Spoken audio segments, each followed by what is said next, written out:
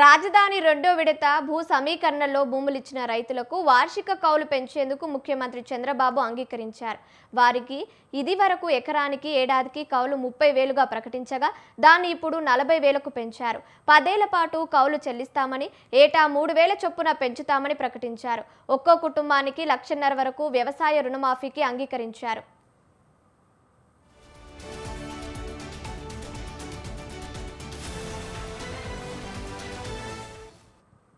రెండో విడత భూ సమీకరణ చేస్తున్న తాటికొండ, పెదకూరపాడు నియోజకవర్గాలకు చెందిన పలు గ్రామాల రైతులతో ముఖ్యమంత్రి చంద్రబాబు ఉండవల్లిలోని క్యాంపు కార్యాలయంలో శుక్రవారం రాత్రి 2 విడతలుగా సమావేశమయ్యారు.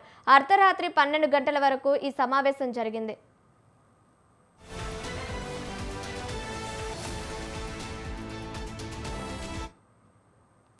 రాజధాని నిర్మాణానికి భూమిలిచ్చిన రైతులెవరికీ అన్యాయం జరగదని ముఖ్యమంత్రి హామీ ఇచ్చారు. ఈ భూముల్లో ప్రపంచ స్థాయి రాజధాని నగరాన్ని నిర్మించే బాధ్యత తనదని చెప్పారు. రైతులే బ్రాండ్ అంబాసిడర్లుగా మారి భూ సమీకరణ ప్రక్రియను విజయవంతం చేయాలని కోరారు. హైదరాబాద్లో హైటెక్ సిటీ రాజధాని నగరాన్ని నిర్మించే బాధ్యత తనదని చెప్పారు. రైతులే బ్రాండ్ అంబాసిడర్లుగా మారి భూ సమీకరణ ప్రక్రియను విజయవంతం చేయాలని కోరారు. హైదరాబాద్లో హైటెక్ సిటీ నిర్మాణం, ఆ తర్వాత ఆ ప్రాంతాన్ని సైబరాబాద్గా అభివృద్ధి చేయడంతో అక్కడ జరిగిన అభివృద్ధి, అప్పట్లో లక్షల్లో ఉన్న భూముల విలువ ఇప్పుడు కోట్లలోకి చేరడం వంటి పరిణామాల్ని ఆయన ఉదహరించారు. అమరావతి కూడా అంతకు మించి అభివృద్ధి చెందుతుందని తెలిపారు. అమరావతికి భవిష్యత్తులో ఎలాంటి ఇబ్బందులు తలెత్తకూడదనే చట్టబద్ధత కల్పించామన్నారు.